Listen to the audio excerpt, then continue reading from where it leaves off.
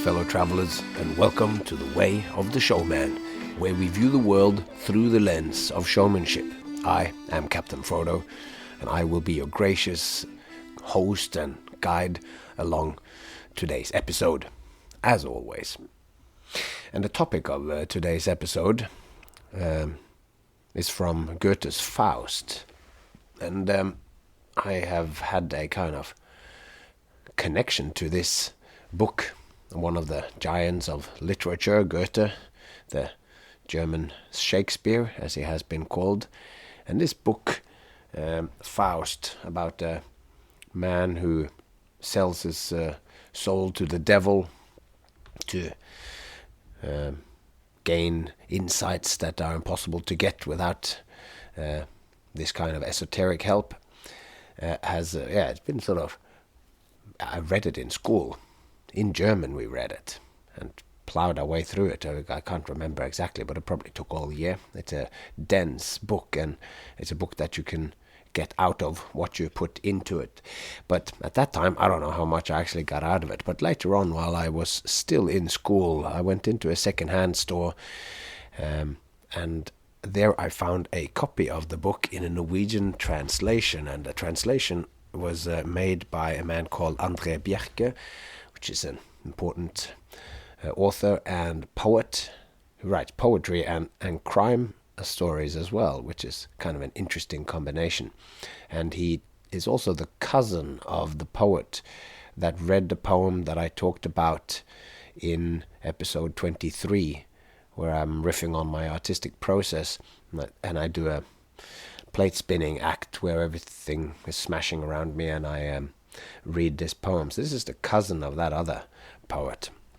Anyway, he took it on himself to make a translation of this. And I mean, maybe we've even talked about this before, that translation is a complicated issue.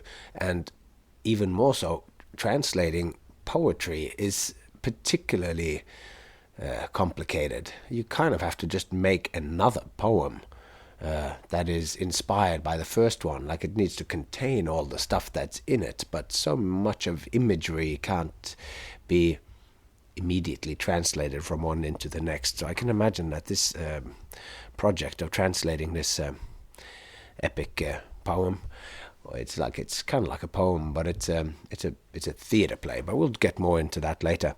But anyway, I found this book in a second-hand store in Haugesund, so this was while I was still in school, and I opened it up, skipped past the introduction and all this, and read this bit that is called Foreplay at the theater, where a director, like a theater director, and a theatrical poet, or somebody who writes poetry or writes plays, but artful plays, and also a jester or a clown or some sort of performer, more in our style, a showman, where they all get together before a play, before a show is going, before a season of shows are going to open, and they have a conversation. And I had no memory of reading this in the German edition at school, but as I read it, it spoke to me really deeply. And then I carried it along with me for ages, and in many different iterations it sort of popped up to the surface of my mind, and I intended to deliver it and do this little these three characters. I thought there's something powerful in this, I should perform it somehow, but it never eventuated into any of my performances in a direct as an acting. I don't do so much acting, but the thoughts and ideas in it have sort of sunk deeper and deeper into me, and that is the topic of today's thoughts.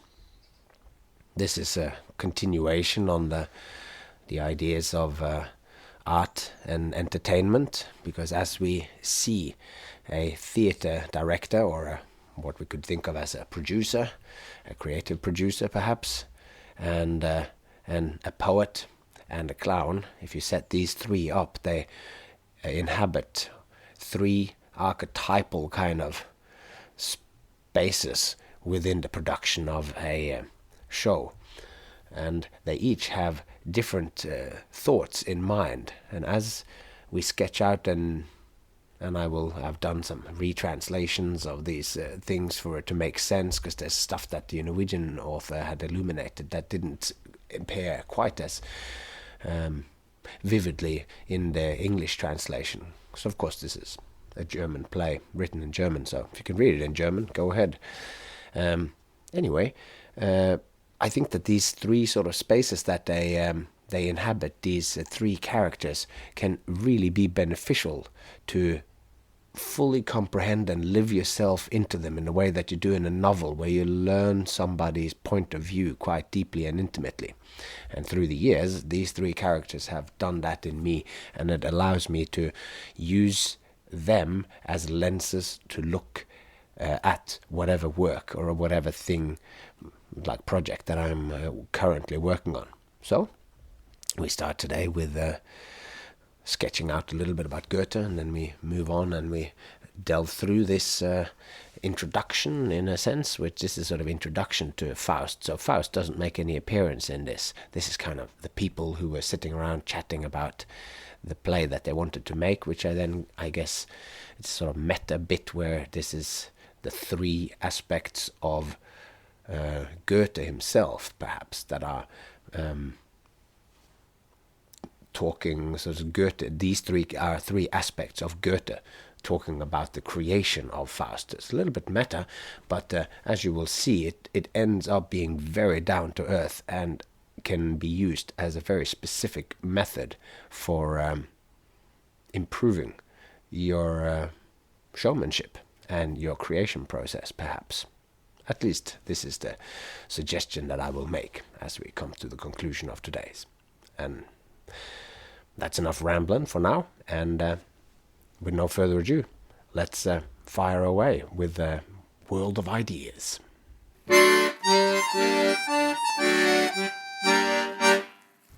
Foreplay at the theatre, or Goethe's Faust. Now, the story of the character Faust, who sold his soul to the devil for unlimited and even supernatural knowledge, is long and complex. The Faust that we'll talk about here is the play written by Johann Wolfgang Goethe, which came out in 1808. It is considered one of the greatest works of German literature and a cornerstone in all Western literature. Goethe was a very interesting man, worthy of a deep dive rabbit hole exploration for any one of you. He was an absolute multi-talent and made interesting contributions to anything that he engaged with. He was a statesman, scientist, poet, playwright, and his first novel was also the first bestseller novel in German history, or in Germany. So that was called The Sorrows of Young Werther. Werther, maybe. It is a novel about unrequited love and ultimately suicide. The book swept the nation and the public imagination. And it made Goethe into a celebrity. It triggered something of a craze. The newspapers of the time called it the Werther fever. Didn't call it the Werther fever, but the Werther Werther fever. Young men across Europe dressed like the protagonists in the story, and art prints and Meissen porcelain, which is a very fancy porcelain, like teapots and plates and cups and saucers and spoons with imagery from the novel, and even a perfume based on the book was produced and sold throughout Germany. And the book was then also blamed for a series of copycat suicides. Now, the novel of young Werther captured the public's imagination completely. When they read, it pulled them in and effortlessly consumed every page of the story. They enjoyed themselves, and it thoroughly entertained them. Today we think of Goethe as an author of literature, but at the time people found his writings fun and entertaining, but important and deep as well. For our purposes, along the way, that makes Goethe an illuminated showman, beautifully straddling the divide of art and entertainment. A further connection to us show folk is that Faust is written as a play and a stage production. The work is so complex that it is full of meaning, and it's so full of meaning and so complex that its full meaning and effect can't really be grasped in a single viewing of the show. Goethe himself might have even conceded that the work might work better read as a sort of epic poem that one reads in the comfort of one's own space and time. Yet he still chose to write it as a play. That was its form. The complexities of the work has challenged theatre and productions of it even today, and it keeps pushing boundaries. As a tongue-in-cheek pointer to us creators of shows, Faust can be an example that we mustn't be afraid to write elaborate scripts and cram too much into our productions. Turned out all right for old Goethe. Faust is a monumental work about a man who sells his soul to the devil in exchange for unlimited knowledge about life, the universe, and everything. A theme that we find again and again in popular culture, very often connected to show business. Robert Johnson, the king of Delta blues, met a devil at the crossroads and sold his soul for supernatural support as a bluesman, or so the legend goes. And we find a Robert Johnson legend mirrored in the Coen brothers' excellent "Oh Brother, Where Art Thou" film, where the three fugitive protagonists meets a bluesman by the name of Tommy Johnson, hitching at the crossroads after having done a deal with the devil that very night. And all this flows from Faust. But now, let's end our literary and popular cultural digressions and get to our exploration of the age-old conversation between art and entertainment. Although I have called the episode Foreplay at the Theatre, that's just to trick everybody into downloading the episode more. The one that's called Sexual Selection at the Carnival, people just download it more. I don't know if they just listen to it and then get ready to get really aroused and then don't listen to the end of it, because my program can't see whether people listen to the whole episode, but put the word sex in the title, everybody downloads it more. It's weird, but anyway. So, giving away that little trade secret, calling it Foreplay at the Theatre, it's the chapter is more commonly known, which is the opening chapter in Faust. It's called Prologue in the Theatre. It comes before the Prologue in Heaven, which is the more famous start of Goethe's Faust. Now, before even looking at the contents of the scene, there are a couple of thoughts that springs to my mind, and I think that the centrality of the question of art and entertainment for Goethe is reflected in the fact that the Prologue at the Theatre is the opening scene of the play. Since the setting and the characters from this scene only appear in this scene, there is something meta about it, as if Goethe seeks to frame how we are to understand the whole play. And the fact that a literary master deemed it necessary and right, a choice to make the whole scene acting this exploration out, supports the importance of thinking this through. And I think all that's necessary to understand about our craft's placement as an entertaining art form can be found in this opening scene. To me, the three characters have become three voices inside my head, three views, another triangle tool that I use in my process and creations. We're going to get back to that at the end. But the scene is set in a theatre, and it is conversation between a theatre director or a producer and a clown and a poet. The whole prologue is worthy of a read-through at an evening of quiet contemplation, perhaps with a glass of whiskey in front of an open fireplace. Let yourself feel the weight of the history of our craft as you let the words work their magic upon you. For of course, reading it, the poetry in its raw form will probably, if you allow it to sink in and you understand what it is that they're talking about, it will be much richer than I can bring forth in prose as I'm talking about it here. But anyway, I find that the John R. Williams translation from 2007 is quite excellent. unless of course you are blessed with the ability to read German. Then read it in the original language. The scene opens with a theatre director, and he is fretting, as directors do. He's creating a new play or a new production, and he wants it to find a huge audience and also wants it to please them greatly. And on top of that, he wants the production to be well received by critics. To achieve this, he wanted to last. It was to be a monumental work as well as entertaining and exciting. So to achieve this, he has brought together his crack creative team, consisting of a poet and a clown. He says, "I want a show which sells tickets and has something serious and beautiful to say. And I want to entertain the crowds. After all, their lives are hard and dreary. I want to give them a proper show, something spectacular, because I know that is what they want."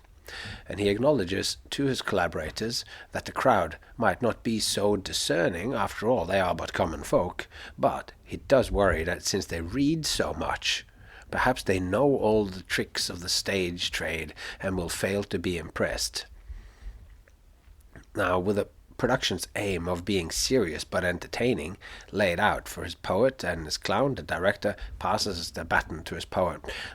I'm just going to comment on that we're going to get back to that, I think, in a minute. But just this thing that in 1808, telling this story, Goethe has a theatre director, a creator, a producer who is worried that he needs to come up with some new razzle-dazzle because his crowds, his audiences, they read so much. They read the newspapers and they read the magazines.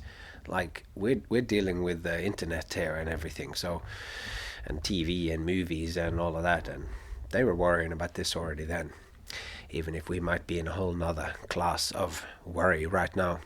Anyway, so he wants it to be serious but entertaining. And so he's laid out his situation for the poet, and then he says, so sort of finishing up, he goes, "Our entertainment must be striking, new, yet significant and pleasing too. Who can work this miracle, I say? The poet can, my friend. Do it today." And the poet is not amused. He hates the idea of pandering to the masses.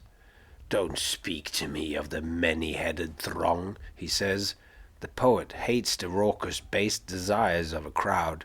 Just seeing them makes his poetic spirit flee from him. "Save me from the surging crowd and the maelstrom chaos that they bring," he says. He would much rather be alone under the silent sky, where pure joy blossoms for a poet, and where a frame of mind can be fostered that invites God's hand, the voice of his muse, or the guidance of his genius. The poet's answer to the director is to forget all about trying to please the crowd and gratify them in the moment. Just focus on creating artful, poetic truth for eternity. This is the key as far as the poet is concerned. What is created from the depths of our hearts will prevail, whether it is appreciated in the moment or not. The moment comes and goes, but the truth and beauty of art lasts forever. And he says, this is a quote from the text, "What dazzles for the moment born must perish. What genuine is, posterity will cherish." And here the clown enters the conversation. "Don't tell me of eternity. What's that got to do with me? Cared I but for infinity, who would cheer the crowd today? What they want is what I give, for it is here today we live." Now the clown's first concern is the here and now, and he's not ashamed of this fact. To him, entertainment is a noble profession. It's what he's best at. It's his opinion that if you can connect with the audience, if you can make them laugh, if you can get across to them and connect with them, then you needn't worry about the moods and the chaos of the crowd. When you win them over, they will pay attention and cease being a many-headed beast. If the audience is having a good time, if the thrill, excitement and fun is in place, if there's a smile on their face, they will tell their friends about the show. This is what will bring the crowds in. Speaking directly to the poet, the clown says, "The larger the crowd, the better they can be taken by storm. It gives you greater scope to entertain, and to move them too. Don't worry about writing a prim and proper play. Come in with the guns of your imagination blazing. Give them mastery. There is great beauty in something done well. Let reason, eternity, love, and passion have their say, but let's make sure we have fun along the way." And then the director adds his 2 cents about what a show and an audience needs, which is a lot of action. Only this will give them full satisfaction. Give them an abundance of everything with lots of color and movement. Whatever you do, he says, don't let them be bored. Let's make a play that pleases everyone, he says. And the poet is not thrilled about this. To please everyone is what a prostitute does. That is not love. This is not truth. This is the kind of garbage you see in theaters everywhere. I don't think you know how bad what you ask of me is, and how little it befits a real artist. The poet's attitude washes over the director like water off a duck's back. He wants to put on a show that will have a long run and where the crowds will come in droves. And probably he's worked with poets before, and artistes. In the end, I don't care how it is done, he says. Audiences aren't hard to please. You poets are such dreamers with your high ideals. All I ask is that you keep the crowd in mind. Don't worry about rousing your muse. Just give them lots of action and rivet their attention. That's the way. If it's simple entertainment and cheap carnival fun you seek, go find yourself another slave to abuse, the poet complains. The muse is the greatest gift nature ever gave us poets. There is no way he will abuse this. And after all, it is the harmony that lives within all human beings that we find the whole world reflected. Within human beings, that's where we find it. The poet then goes on into sort of rant about just how major and important the power of poet is, and it enlivens monotony and brings together in devotion, blending all the glorious harmony. He brings it all together in glorious harmony. It's the opinion that he brings the divine into union with the powers of persons. All this is what's embodied in a poet's art, he thinks. Now the clown answers the poet. Go on then. Why don't you just use those powers? Make something awesome to show the audience in our theatre. He then goes on to give the poet some advice on how to approach this glorious poetic story by treating it like a love affair. You meet someone, you feel attracted, so you decide to hang around, which is what leads to deeper attraction and deeper connection. From this attention and interest, deeper love grows. The start is not always pretty, but from this connection made in love, the clown says, you can use your poet powers to show them everything and something new. And then the clown says something like, this I surely know, what they need in a good show. A spark of truth within a stream, a shadow play of lies and dream. A grain of truth and plenty fun, 's the surest way to catch and stun. Let's please them all and maybe sway to teach them some along the way. Let's have that one more time. This I surely know, what they need in a good show. A spark of truth within a stream. A shadow play of lies and dream, a grain of truth and plenty fun. It's the surest way to catch and stun. A grain of truth and plenty fun's the surest way to catch and stun. Let's please them all and then maybe sway to teach them some along the way. I like this bit. To this, the poet falls into a nostalgic grumble about how life used to feel so grand and poetry would flow for him, and now these passions are gone and he wants them back. Give me back my youth, he proclaims. So the clown gets motivational, trying to charm the poet, for he knows that if the poet pulls through with the goods, it will certainly be good for the show. So he says, "We celebrate you, poet, for what you can give us. We don't come to a show to listen to a child. We need someone who's lived and who is mature. At the end of the day, age makes truer children of us than before. A poet is like a child, but with the experience and age to better express childlike truths. The truer the poetry, the better it reawakens the child inside us." Now with this, we have arrived at the director's final lines, and he is annoyed with the poet and clown teen. "Just get something done, produce something," he says. "It's all well and good to talk about inspirations, but the show won't make itself. If you're a poet, then write some damn poetry. Give them something with a bit of kick in it, and do it now." Ultimately, the director doesn't think audiences' main interest is neither poetry nor tricks. They care mainly about themselves and to have a good time. They come to the show because they want to be thrilled and enriched, in whichever way it might please them. They want to have fun and be impressed. The audience doesn't know what they want. As Alan Moore points out, if they knew that, they probably wouldn't be at the show to watch, but put on a show of their own instead. They don't know what they want, but they know it when they see it, and they feel it when they see it. If they have a good time, if they are moved, if they for any reason feel the experience was worth the price of admission, then the show delivered. If they're excited and happy upon leaving, they will tell their friends and go shouting the name of the show in the streets.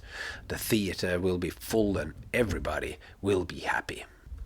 The manager is keenly aware that the show needs to upgrade the time and attention given by the crowd. This is, of course, the showman's obligation, and the director doesn't care how the poet and clowns make this happen, but he's convinced that a show should contain both their talents, wrestling both their contributions out of them, and then have the two wrestling it out on the stage, the poet and the clown, the pratfall and the poetry struggling to win.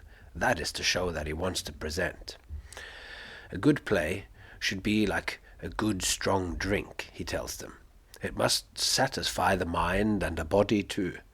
To make that happen, he has employed the poet, who seems to want just truth and beauty all the way, but also the clown, who agrees there must be a spark of truth, but that spark of truth should be set within the stream of visceral experience.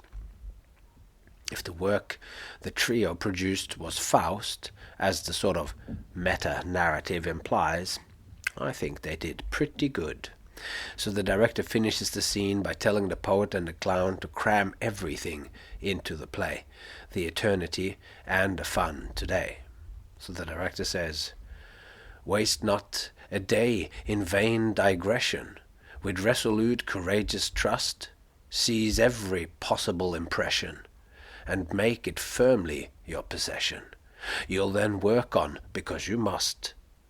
You'll then work on because you must. Upon our very stage you know it. Each tries his hand at what he will, so take of traps and scenes your fill, and all you find be sure to show it. Use both the great and lesser heavenly light. Squander the stars in any number, beasts, birds, trees, rocks, and all such lumber. Fire, water, darkness, day and night. Thus in our booth's contracted sphere, the circle of creation will appear, and move, as we deliberately impel, from heaven across the world to hell." So in this speech here, we kind of it's a little bit hard to unpack. I think it's a bit more complex. Like, waste not a day in vain digression. That's him going like, just get on with it. It's so easy to talk about what you want the show to be, but what's actually going to happen? Curtain opens, light comes up, you're on. How are you going to... what's happening here? So that is like good question in the beginning. Waste not a day in vain digression. With resolute, courageous trust, seize every possible impression and make it firmly your possession. Like, take all of your impressions, all your ideas, and make them firmly your possession, and then you'll work on, because you must. You got to work on and put it upon our very stage. You know it. Each tries his hand at what he will. You can do whatever you want, but take the traps and scenes. Take of traps and scenes. Traps is like all sorts of hooks and things, whatever you might fill into it. And all you find, be sure to show it. So all your explorations and all the fruits of your labor and all that, make sure it all squeezes into the play. And he says, use both the greater and the lesser heavenly light. That could mean many things, like the inner geographies and the outer geographies must be lit the same. How the inner lights inside the theater is replicating or mirroring the lights outside. Squander the stars in any number. Many lights on there's many ways to. I can't explain this and exhaust it. And he says, beasts, birds, trees, rocks, and all such lumber, fire, water, darkness, day and night. Like, he wants all of this in our booth's contracted sphere, as in our theater booth, where they're sitting, or even you can think of the booth as the whole theater. And the circle of creation will appear in this sphere that they have inside the theater. And then the story or the play will then move as we deliberately grab the attention of the audience and impel them along from heaven across the world to hell. So yeah, there you go. How about that for an epic thing? Waste not a day in vain digression. With resolute, courageous trust, seize every possible impression and make it firmly your possession. You'll then work on, because you must, upon our very stage. You know it. Each tries his hand at what he will. So take of traps and scenes your fill, and all you find be sure to show it. Use both the great and lesser heavenly light. Squander the stars in any number, beasts, birds, trees, rocks, and all such lumber. Fire, water, darkness, day and night. Thus, in our booth's contracted sphere, the circle of creation will appear and move as we deliberately impel from heaven across the world to hell. Yeah, good stuff. Now, I would like to say a few things of how I kind of have taken this and then have internalized this Goethe's trio. As we go through the reading of this, I know it's referencing and it's mirroring and bringing up so many of the ideas that we've already talked about here that it is a little bit uncanny. Also, it is me speaking about these things. I'm sort of translating some of this poetry stuff into just showing how well it fits with what we are talking about here along the way of the showman. But there are so many of the things which comes up in this scene that are completely relevant today. Like the first written version of Faust, the so-called Faust, is from 1790. And the finished part, so I mean this is from Goethe's, but it's an older story as well than that. So, but he's sort of finished it in 1808.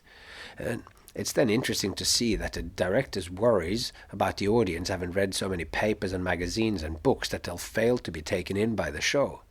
His problems and worries are the same as ours are today. We worry about how our audience's attention is saturated with the relentlessness of social media and the internet and television, and the world might be faster and bolder and scream louder than ever, but the core of the worry is the same. Yet somehow that true meeting of one person facing the others with something genuine and exciting and fun and mirroring both eternity and the fun of today, that will always be valuable. And I've met people along the way that strongly embody those three different characters. I've known directors, creative producers, and managers that fret about the many things that Goethe describes. Nothing is new under the sun. I have also met the poet who blames the audience for their failure to grasp their greatness, the artiste who loves to blame the reviewer for not getting them, the poet-artist who, with no irony, tells me that there is something wrong with the audience because they know that their act is great. I have met the clown who gets so lost in the moment, so lost in connecting with the audience and playing with the moment that the act has no real material but that particular connection. A master would make the play and connection structured and strong enough to become material, but many clowns along the way take 13 minutes to do something which could have been a perfect little 3-minute act. This is of course making a point, But I've met these characters as real people backstage and in the world, and I've met them in the outer, also meaning I've met them in the outer geography. And the interesting thing is that I can also find these mirrored in my inner geography as voices whispering to me in my creative process. This is the starting point for using the prologue in the theatre, the foreplay in the theatre, and the characters in this little bit of literature as a tool in creation. As I see it, the three characters are the three aspects. There's sort of three aspects for three considerations, three constituents which always are involved in the creation for us, practitioners of the art of entertainment. And the debate between the characters in the prologue is in fact a debate about the aims and purpose of our entire craft. The director wants to show that sells tickets and which has something serious and valuable to show and say. He tells us to keep the audience in mind, for they are the ones who will buy the tickets, and at the end of the day it is also for them that the value and the beauty will be experienced. So this has to be I think this is a reasonable aim for any showman or performer, any artist. The next character is the poet and his truth about eternity. And finally we have the clown who will thrill the crowd today. These are three characters and whose point of view should always be kept in mind in any creative process. Each project, act or show will have different levels of each of them.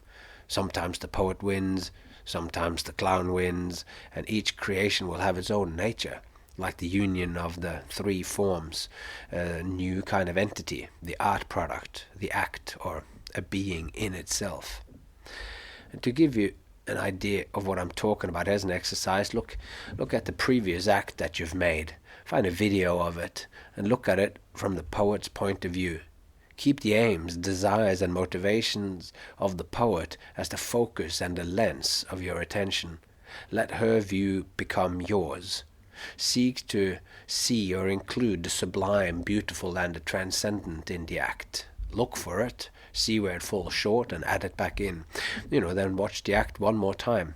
This time, or you might watch it several times from each view, but to get the point. You watch the act one more time, and this time from the point of view of the clown, striving again to see the clown, see it as the clown and not as yourself. Look only for the added ways to sort of connect and play and give the crowd a good time in the moment. Any added little detail that's just that little bit extra fun. And in both of these viewing, remember the director's aim. You will see things very differently if you do this. This is an imaginative and meditative exercise, and the further you can go into the poet, the more powerful the result. And the same goes for the clown. Try and push all of the limitations living within the director and the clown. See the world like the archetype of the poet would. Forget all else.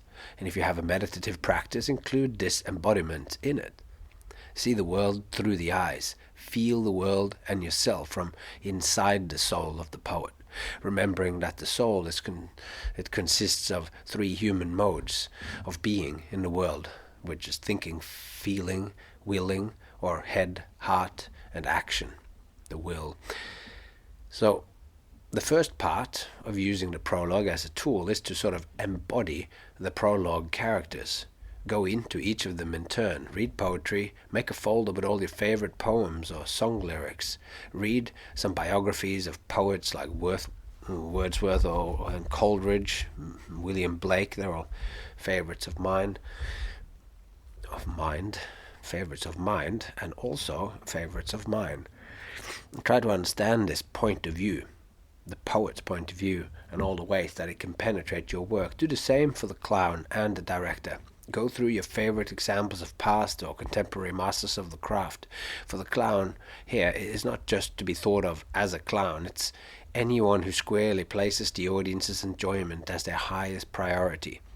Any entertainer, it can be the Rat Pack, it can be anyone. Whether they, meaning Frank Sinatra and Sammy Davis Jr. and that, whether they set out to do that in each piece, please the audience and bring it into the moment, or when they first started out, this is something that you can discover if you read biographies or interviews. Often we will find that these kinds of artists have started out with their ideas and their characters, and then have formed themselves using the audience as guides to what to keep and what to shed. And try and find different shows or acts made by the same director or creative producers and see what they have done that makes you pay attention to them, and see if you can find ways to copy, transform and combine their insights, make them relevant to your work. This is very easy to do with movie directors, finding them all that, finding them, there might be compilations, just look at their filmography and then go through a bunch of them if you like movies. Many of the lessons you can sort of find how they solve or deal with all the issues of costume, scenery, narrative, acting styles, abstraction, symbols, and on and on. All of this can be transferred to our stagecraft. What did they do to please the audience in the moment you're watching the movie or the show? The study of these different points of view can be as deep or as shallow as you want. The good thing is that the exercise is valuable already the first time you try it. If you deepen your understanding of the characters, the value of the exercise deepens as well. This is part of your growth as an artist and an entertainer. And one image that I have in mind, or in my mind, is that I am, or even just that my head is the director, with his eye on the whole. On each shoulder sits my creative team, the poet and the clown, one on each shoulder, and the two characters have different ways of viewing the world. This is how I enter into the first creative session when working on a new act or show. Now, I've spoken about it a bit before here. I'm just reading Ian McGilchrist's book, The Matter with Things, which is his second book after The Master and his Emissary, which is about how our brain, which has a right and a left hemisphere, has two distinct modes of paying attention to the world. And can't help but seeing a connection to this in all of this. Like, one of these hemispheres is kind of taking in the whole and seeking out, and the other one is sort of seeking out the details. One is trying to understand it and the other one is trying to manipulate it. Like how a bird picking out seeds in gravel must be able to pay very fine attention to the distinction between grit and grain, whilst simultaneously needing to keep a very wide attention to potential cats or any other threats. So it's looking for patterns in the environment. And the bird uses its left hemisphere for this narrow, focused attention on what it already knows is of importance to it. It looks for the little bead, or if it wants beads, but if it looks for a seed, then it goes for that. It uses its right hemisphere in a vigilant kind of fashion, but aimed broadly with no commitment to what that thing it sees might be. This is also where the right hemisphere is also what makes sort of novel connections with the world. And this is an interesting book, both the Matter with Things and The Master and His Emissary. I would thoroughly recommend it, or any of Ian McGilchrist's many talks on YouTube. For us here, it suffices to say that the wide open, endless connections of the poet can fruitfully be seen as reflecting the mode of attention of the right brain hemisphere. And the clown, with his focus on the moment, could reflect the finite and more restrained attention of the left. More in a moment. Anyway, this is a pretty long conjecture. Interesting for those few out there who, like myself, enjoy the work of Ian McGilchrist. Now, The embodiment and internalization of the characters as an exercise and a first step in a creative process is in part guided by Goethe's placement of the prologue in the very beginning of Faust. In a sense, it comes before the play starts. The foreplay in the theatre, or prelude as it's called, or prologue, happens before we meet Faust, the protagonist. We meet the art and entertainment prologue, the clown and poet, and that before we meet not just the main character, but any character, because as the play starts, it goes straight into a discussion between the Lord and Mephistopheles, and anyway, it goes into the prologue in heaven, and we never see these three people again. And further, like we just don't see them anymore in the play. They come and go before we see any of the characters, material, or structure of the actual main play or the main show. So by this logic, we should have embodied the director and carry the poet and the clown on our shoulders by the time we sit down in the audience to watch the finished work. Or for us, using the embodiment of the poet and the clown and the director is something that we should carry within us like a sensibility when we step into the rehearsal room or get on the floor to create a new act. We need to have embodied the question of the director before we start. Then we can let the poet and the clown loose in a dynamic conversation with whatever material or character or structural explorations that we then might undertake. Get cracking on. A big part of what a creation is for a showman is to realize what is relevant and what isn't relevant for the act in question. What's relevant can and should change over time. You're always a little different when you wake up, carrying with you the added experience of the day before. And obviously after a year or after 10 years, there's more of a change. We have some starting point, a particular mood we want the audience to experience, like a particular trick or skill that we want to place into a larger context. Or we might have a track or a song we like to either sing or perform something to. And before this starting point, we can use the internalization of the three characters to help guide us towards what is resonant for us.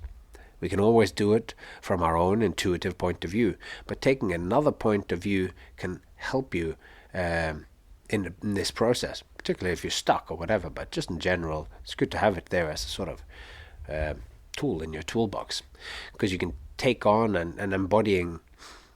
taking on and embodying a character like the poet can help you discover other possibilities which you would otherwise have missed.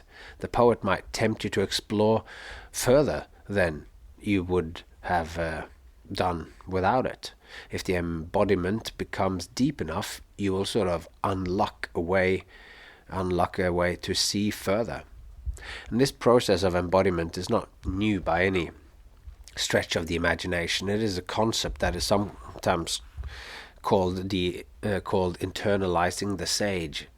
One way it has manifested in the world in the past is through the "what would Jesus do" phenomenon.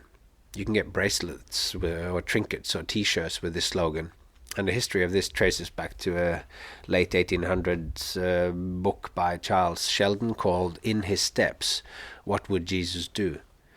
If you place yourself in the sandals of the sage and truly ask yourself what he would do, and the further you live yourself into this, you might find a different answer than what you would do naturally.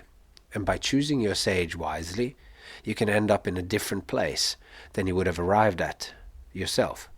Not that you couldn't get there, but the process can be quicker. So with Jesus, Socrates, or William Blake internalized, you'll be tempted towards something that might lie beyond yourself, something greater, something more beautiful, something good. As Professor John Vervaeke says it in his Awakening from the Meaning Crisis course, you can find a 50-hour course on all sorts meaning. The sage, he sort of says that the sage helps you by tempting you towards a different mode of relevance realization. If you can live yourself into the mind of Socrates, then and you see what would be relevant to Socrates, you will see different things. like the virtues of Socrates embodied in you, tempt you towards a more virtuous and a deeper examination of life, the world, and your relations to the world. And ultimately, I think that leads you towards a meaningful life. That was certainly what the key was for Socrates. So internalizing the sage helps you overcome egocentrism by changing your perspective so much that what was relevant for you might change, and you will discover something more, something just beyond yourself, which the poet David Whyte thinks is where you need to be. Just beyond yourself. Just beyond yourself, half a step into self-forgetting, and the rest restored by what you'll meet. Half a step into self-forgetting, and the rest restored by what you'll meet.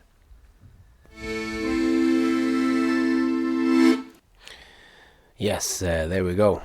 I do really like that poem, which is why you have probably heard it not once or twice. I think I might have even recited parts of it 3 times on this podcast. Anyway, fascinating stuff I find, and I don't know, maybe there's something about this episode that reminds me a little bit about the geometry of showmanship. Perhaps this thing that we just did today, where we're talking about Goethe and Faust and the poet and jester and all this. This is quite, in one way then I go, it's quite weird, but it's also then highly original, I think. And it's all also part of this thing, which is going to be a topic of some future thing once I'm finished with this book that we're going through. We're heading into the final sort of sections of this book now, as we sort of finish this thing where art and entertainment, that has been the last 3 episodes. And at some point I will really delve into metaphor and how important this concept is for us. And this thing here, the geometry of showmanship, and now looking at this foreplay at the theatre, this introduction to Faust, through this lens of showmanship. This is really also the core of what we do. It's to take the metaphor of showmanship that we have sort of exploded now, much like Song Exploder explodes the songs and tells you all the things about it. This, what we are doing, is a philosophy, but it's a philosophy that just, for myself, has tried to anchor me into the world, and also to understand what it is that I am doing, and by extension what we are all doing. What does it really mean to be a performer, as most of my listeners, you included most likely, that we are all performers. What does it mean? And that's what we've sort of been exploring, and this is the metaphor that we live like. So we'll explore metaphor further later, but it feels like this is, to me, just another example of how when you take something from literature, you take geometry, and you start to look at it through our lens, you will find stuff. It's a particular way of looking at the world, which I certainly have, and you've heard me expound now for more than 50 episodes. I didn't make much of a fanfare about that we'd hit the 50th episode. I don't know if I put much stock in those sort of random numbers, but we are now at episode 52, so that's like, if you listen to 1 episode a week, you could listen for 1 year now. I guess that's kind of nice. But anyway, I'm rambling a little bit again, of course, as I am wanting to. But I think that's all we have to really say for today, apart from the fact that this, I'm hoping that as you hear this today as well, and you add it together with some of the other things, it will give you this metaphorical way of looking at the world. And this art and entertainment that we're sort of coming to an end of here really lies also at the core of what I think that we're doing, and my idea of the threshold of ease that you need to have, that need to be easy for the audience to enter into what you do, that this is something that you can add on to whatever it is that you do, whether it is a lecture or it is a presentation of population statistics, or it is any kind of material that you're laying out, there's always choices that you can take in how to deliver it. And if you keep the audience in mind there, and you want them to have an enjoyable and engaging experience, then that to me is what entertainment is. And you can present art in an entertaining way. And one of the ways to sort of achieve that is perhaps to keep these three, the theater director and clown and poet, all in mind, and inhabit their point of views, as we just spoke about, as you view the acts that you already have, and you take these things with you as you go on to your next creative exploration, preparing to create a new act or a new show. But with all that said, then just say it would be excellent if you could leave us a review on iTunes. That'd be great. Click 5 stars. It means a lot to me. It helps other people, good people like yourself, find this podcast. And if you would go even further, then tell somebody. Put it out on Facebook or Instagram or Snapchat or anywhere. Say, The Way of the Showman is an important thing to follow. It gets to the heart of showmanship and performance. This is a worthwhile pursuit.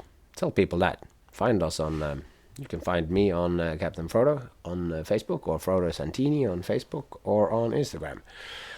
If you want to write me and share any kind of insight or any kind of thought, the email is thewayoftheshowman@gmail.com. As always, it's been an absolute pleasure taking this leg of the journey with you.